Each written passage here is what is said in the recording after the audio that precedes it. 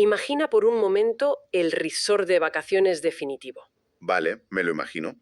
Hablamos de un recinto inmenso, ¿eh? Con la temperatura perfectamente regulada todo el año, sin el más mínimo rastro de enfermedades. Y sin depredadores, supongo. Exacto. Una ausencia total de peligros externos. Y a esto súmale un suministro de comida y agua completamente ilimitado, Uf, disponible en cada esquina, a cualquier hora del día. Suena al verdadero paraíso, ¿verdad? O sea, un lugar donde tu única preocupación diaria es literalmente existir y disfrutar. a ver, desde una perspectiva puramente biológica, es el sueño utópico. Ya, Es la meta final a la que aspiraría cualquier especie después de milenios de evolución, es decir, el fin de la escasez y de luchar contra los elementos, la comodidad absoluta. claro. Pero hay una condición innegociable en la letra pequeña de este resort. Ajá, Nadie puede salir jamás. ostras. Es un ecosistema completamente cerrado y aislado. Y la gran pregunta que vertebra nuestra inmersión profunda de hoy es ¿cuánto tiempo pasaría antes de que ese paraíso absoluto, sin amenazas ni escasez, se convierta en una auténtica pesadilla intolerable? Pues lo que resulta verdaderamente perturbador es que la respuesta que nos da la ciencia empírica es que ocurriría mucho más rápido y de forma mucho más macabra de lo que podríamos pensar. Totalmente. Te damos la bienvenida a un nuevo análisis a fondo. Hoy tenemos sobre la mesa un caso fascinante. Sin duda.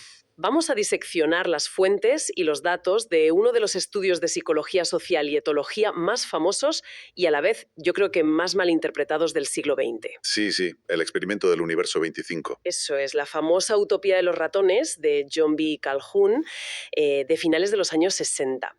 Nuestra misión hoy, para quienes nos escuchan, es descubrir por qué un paraíso biológico colapsó por completo. ¿Y qué lecciones extrae realmente la ciencia moderna de todo esto? Claro. Exacto. Porque, a ver, es un análisis que hace mucha falta. Históricamente, la cultura popular y algunos medios han vendido este experimento como una advertencia apocalíptica Sí, como casi matemática, ¿no? sobre el exceso de población. Justo. Se ha usado casi como una profecía de que si somos demasiados, el mundo se acaba. Pero claro, al revisar los datos reales de los diarios de Calhoun, vemos que la historia es radicalmente distinta. Es que no tiene nada que ver. Nada. No es un relato sobre la falta de metros cuadrados. Es una radiografía complejísima sobre cómo se comportan las sociedades cuando se les arrebata el propósito. A ver, vamos a desgranar esto paso a paso porque las fuentes tienen muchísimos detalles. Sí, Para entender cómo y por qué se fue a pique esta utopía, no podemos fijarnos solo en el final del experimento. claro. Cuando ya las jaulas quedan vacías. Exacto. Hubo un deterioro mucho más oscuro que empezó, bueno, muchísimo antes de que cayera el último ratón. Y esa fue de hecho la observación más brillante de Calhoun. Él se dio cuenta de que la sociedad, o sea, como ente organizado, murió muchísimo antes que los individuos físicos. Qué fuerte. Sí, sí. A través de sus observaciones diarias, catalogó este colapso en dos etapas muy definidas. Y la primera, la que desencadena absolutamente todo, es lo que él llamó la muerte espiritual. Muerte espiritual. Ostras, suena un término excesivamente dramático para un experimento científico con roedores. Un poco, sí. Pero al leer los detalles del diseño del experimento, cobra todo el sentido del mundo. Estamos hablando de un espacio con cientos de cajas nido, perfectas, túneles, seguros, dispensadores. ¿Cómo se manifiesta exactamente esa muerte del espíritu en una colonia que tiene la vida resuelta? Pues se manifiesta como la pérdida total y absoluta de los instintos básicos. Esos instintos que definen a la especie, vaya. Ajá. Calhoun observó que llegado a un punto de inflexión demográfico, la estructura social simplemente se desintegró.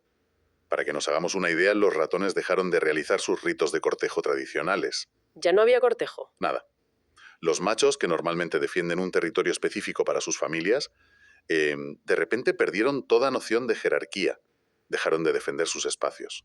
Pero lo más devastador sin duda ocurrió con las madres. Sí, las notas de las fuentes sobre el comportamiento maternal son, bueno, escalofriantes. Totalmente. No es que simplemente se volvieran un poco despistadas, es que el cambio fue radical y súper violento. Claro, porque el nivel de estrés derivado de una interacción social tan caótica elevó los niveles de cortisol en las hembras, y la respuesta instintiva de protección desapareció por completo. ¡Qué barbaridad! Las madres empezaron a abandonar a las crías a su suerte.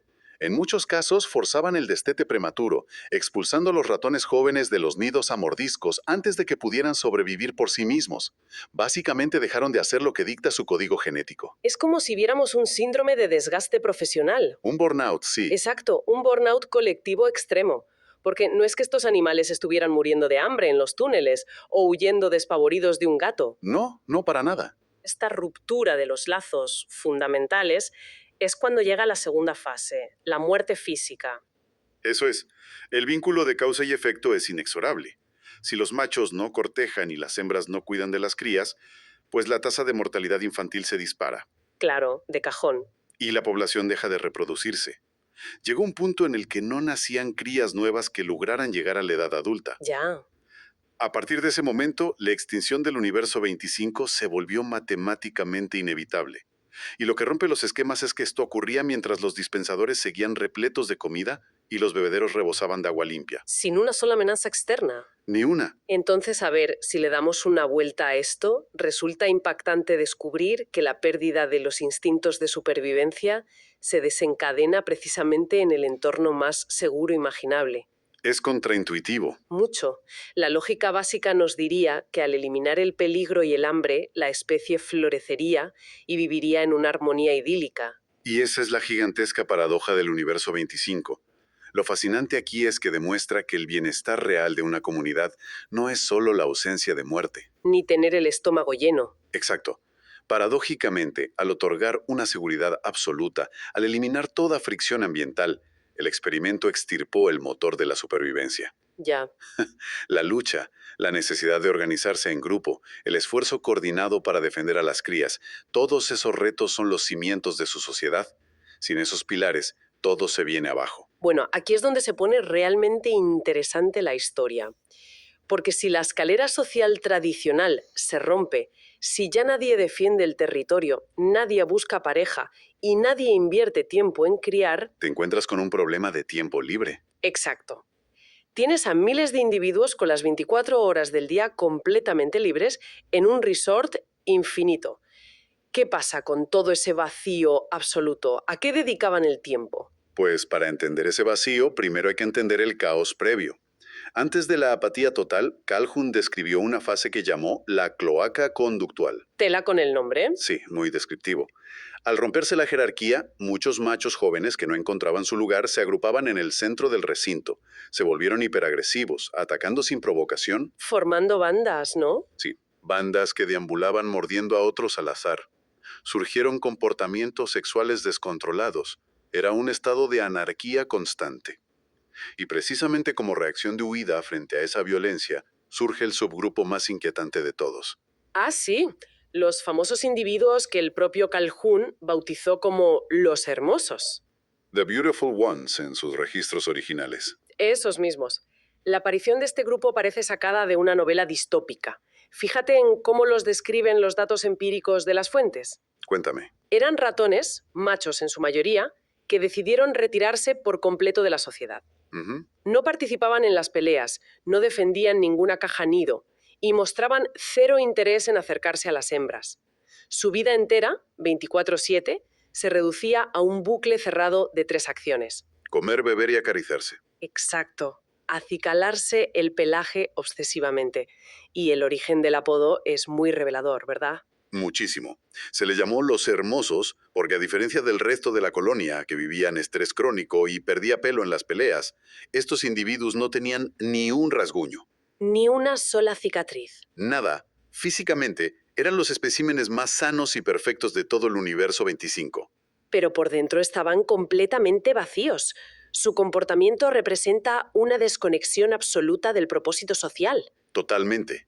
O sea, en un entorno donde no hay montañas que escalar, donde la comida cae del cielo, el individuo se retrae hacia un narcisismo extremo.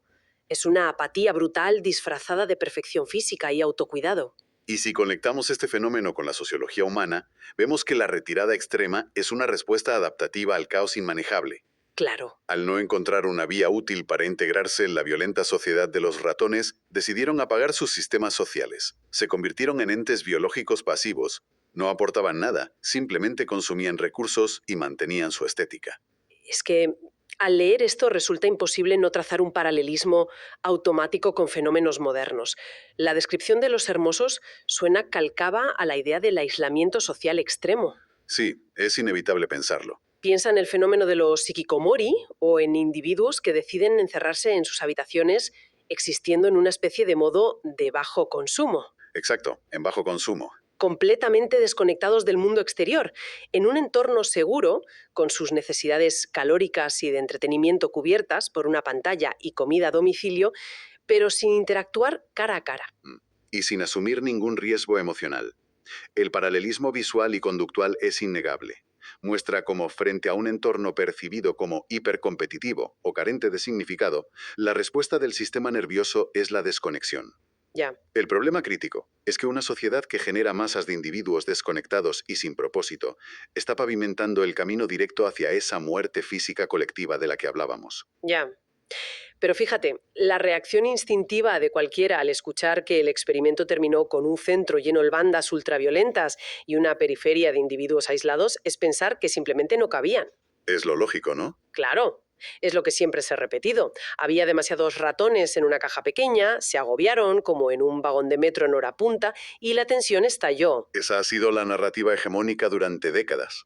Se extrapoló que el hacinamiento físico, la mera falta de espacio, conduce biológicamente a la violencia y al colapso. Pero atención a los datos de las fuentes, porque aquí es donde la revisión moderna rompe por completo nuestros esquemas. Sí, sí. Los registros diarios demuestran que el colapso demográfico y la violencia desenfrenada ocurrieron cuando el universo 25 estaba solamente al 55% de su capacidad total. Es un dato brutal. Solo había 2.200 ratones en un recinto diseñado holgadamente para 4.000. Y este es sin lugar a dudas el hallazgo más trascendental y menos publicitado de todo el análisis.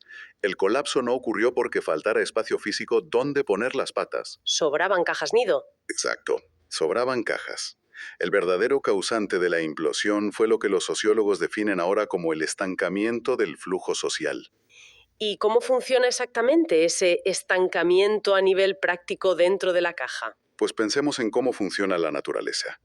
En un entorno silvestre hay una rotación constante. Los individuos de las generaciones mayores acaban muriendo por enfermedades, por desgaste o cazados por depredadores. Suena crudo, pero es así. Claro, y esas muertes cumplen una función vital. Dejan vacantes en la jerarquía social. Así los jóvenes pueden ascender, reclamar territorios y reproducirse. Pero en la utopía artificial de Calhoun, como no había enfermedades ni gatos, esa rotación se detuvo de golpe. O sea que las generaciones mayores sencillamente no se apartaban. Los ratones fundadores vivían unas vidas larguísimas y saludables. Eso es. Vivían muchísimo más de lo habitual y se aferraban a sus posiciones dominantes. Como resultado, las sucesivas oleadas de ratones jóvenes llegaron a la edad adulta y se chocaron de frente contra un muro invisible. Madre mía. No encontraban roles disponibles, no tenían territorios que reclamar. Eran literalmente excedente social. Ejerciendo un poco de abogada del diablo aquí. A ver, Si miramos los números entonces, ¿no estábamos ante una crisis inmobiliaria por superpoblación? Estábamos ante una crisis de empleo, por así decirlo, y de acaparamiento de poder por parte de una élite envejecida. me parece una analogía perfecta. Las fuentes apuntan a que esta gigantesca masa de jóvenes fuertes pero sin propósito se frustró profundamente al no poder participar en la sociedad y esa frustración es la que derivó en la violencia o en la rendición pasiva de los hermosos. Absolutamente. Fue una crisis de roles y de oportunidades. Y a esto hay que sumarle otro factor crítico que revelan las cámaras, el monopolio artificial de los recursos. Ah, claro, la comida. Mencionábamos antes que había alimento de sobra para 4.000 ratones, y es cierto, pero el acceso real a ese alimento no era para nada equitativo. El problema no era cuántos kilos de pienso había, sino quién controlaba el comedor principal. Ese es el mecanismo clave. La organización territorial se volvió tóxica. Los machos alfa más viejos se apostaban en las rampas y bloqueaban el acceso físico a los comederos de forma agresiva. ¿Pero por qué? Si había comida de sobra. No lo hacían por hambre, lo hacían como un puro ejercicio de dominación y jerarquía. Esto creaba una percepción falsa de escasez y generaba un terror crónico en el resto de la población. Madre mía. Es como si, volviendo a la metáfora del principio, un pequeño grupo de turistas acapara agresivamente todas las hamacas de la piscina principal del resort. Tal cual. obligando a cientos de personas a pelearse a empujones por las 3 sillas que quedan libres, mientras en la zona sur del hotel hay cientos de hamacas vacías a las que nadie se atreve a ir. Es una imagen súper gráfica, pero muy real. Esto subraya de forma brillante cómo el problema central de la caída del universo 25 no fue la escasez de recursos físicos, sino la mala distribución. La asfixia que sentían era social, no física. Exacto. Nos obliga a replantearnos cómo interpretamos la densidad de población. La tensión explosiva no venía de pisarse las colas, sino de la incapacidad de la estructura social para acomodar a los nuevos individuos. Llegados a este punto, si vemos con tanta claridad que una utopía perfecta colapsa en la violencia y la apatía por culpa de la falta de roles y la percepción falsa de escasez, resulta inevitable hacernos la gran pregunta: A ver, ¿es este experimento un espejo fidedigno de la sociedad humana? ¿Vamos caminando hacia nuestro propio universo 25? es una inquietud completamente natural y por eso el estudio de Calhoun caló tan hondo en la Guerra Fría. Pero aquí es donde la sociología y la antropología modernas ponen un freno científico. Menos mal. Sí, la idea lineal de que el hacinamiento provoca violencia inevitablemente ha sido muy criticada en su aplicación a los humanos. No somos ratones grandes. Y las fuentes nos ofrecen un contraste fascinante. Para empezar, hablemos del nivel de complejidad mental. Los ratones operan en base a respuestas instintivas. Si su instinto choca contra un entorno alterado, sus cerebros entran en cortocircuito. Claro, no pueden innovar. Exacto. Pero los humanos poseemos la capacidad del pensamiento abstracto, la innovación cultural y el desarrollo tecnológico. Y la gestión que hacemos del espacio es radicalmente distinta. Los ratones sufrían un confinamiento físico y perceptivo absoluto en una caja de la que no podían escapar. Nosotros nos expandimos verticalmente construyendo rascacielos. Migramos. Migramos y, sobre todo, creamos espacios no físicos. Desarrollamos inmensos entornos digitales y mundos virtuales para interactuar y existir. Además de la inmensa diferencia en la organización social. Cuando los roedores jóvenes se encontraron sin roles, no supieron inventar nuevas estructuras. Nosotros somos capaces de crear leyes, cultura y nuevas formas de trabajo que antes ni existían. Y hay un detalle experimental fascinante en las fuentes que demuestra esto. Tras la repercusión de Calhoun, otros científicos intentaron replicar su teoría. Ajá. Y lo que demostraron es que no era la densidad de población el problema letal, sino la falta de interacciones sociales significativas. Ahí está la clave empírica. Los documentos detallan que si se modificaba el entorno y se les daba a los ratones una especie de trabajo o desafío para conseguir su comida, el colapso social se mitigaba enormemente. El mecanismo de rescate era simple pero profundo. Si tenían que resolver pequeños puzzles, accionar palancas coordinadas o colaborar entre varios para acceder a los recursos, la sociedad se mantenía mucho más cohesionada. ¡Qué maravilla! Si conectamos esto con el panorama general, la lección es clara. La entropía, el desorden generalizado, es el resultado biológico de un entorno donde no hay fricción ni desafíos. Esto cambia por completo la definición de calidad de vida. El bienestar real no es solo tener el estómago lleno y dormir bien, requiere de roles claros que aporten valor y de enfrentar obstáculos en común. Es la ciencia del propósito. Sin un motivo por el cual levantarse y esforzarse, las estructuras invisibles que nos mantienen cuerdos simplemente se atrofian. Verso 25 no es un cálculo matemático sobre cuántos seres vivos caben en un recinto. Ni sobre cuántos humanos pueden pisar la Tierra antes del apocalipsis social. Representa, en cambio, un recordatorio psicológico sobre el altísimo riesgo de diseñar entornos vacíos de propósito. Totalmente. Es la prueba empírica de que la comodidad pasiva llevada al extremo tiene el potencial de desintegrar una sociedad desde dentro, de forma más silenciosa que la propia escasez. Para quienes nos escuchan, la aplicación práctica de esto es enorme. Nos revela por qué es vital buscar interacciones significativas, asumir retos y buscar problemas que resolver. No es un castigo de la vida moderna. Para nada. Es el pegamento estructural que nos mantiene cuerdos, motivados e integrados. Aspirar a una existencia totalmente pasiva es una trampa mortal para la psique. La evidencia demuestra que las dificultades manejables y el sentido de sentirse útil son los nutrientes que mantienen viva cualquier estructura social. Y antes de despedirnos, me gustaría dejar una última idea provocadora para que la audiencia le dé una vuelta. Venga. Hemos hablado de cómo el esfuerzo mitigaba el colapso, pero pensemos hacia dónde se dirige la vanguardia tecnológica. El proyecto de la evasión digital total. El metaverso, la realidad virtual. Exacto. Estamos invirtiendo miles de millones en crear paraísos digitales, mundos sin fricción física, donde podemos moldear la realidad a nuestro antojo para obtener placer inmediato. Uf, ya veo por dónde vas. Si logramos sumergirnos por completo en una utopía virtual perfecta, escapando de los roces incómodos del mundo físico, ¿corremos el riesgo de desconectarnos voluntariamente de nuestra comunidad biológica? Es una gran pregunta. Cuando vivir en la Tierra sea demasiado complejo y agotador y tengamos un resort digital perfecto del que nunca necesitemos salir, ¿quién nos salvará de convertirnos en los nuevos hermosos del siglo XXI? Perfectos en nuestros avatares virtuales. Pero completamente vacíos y aislados en nuestras habitaciones físicas. Es algo para reflexionar seriamente la próxima vez que nos pongamos unas gafas de realidad virtual.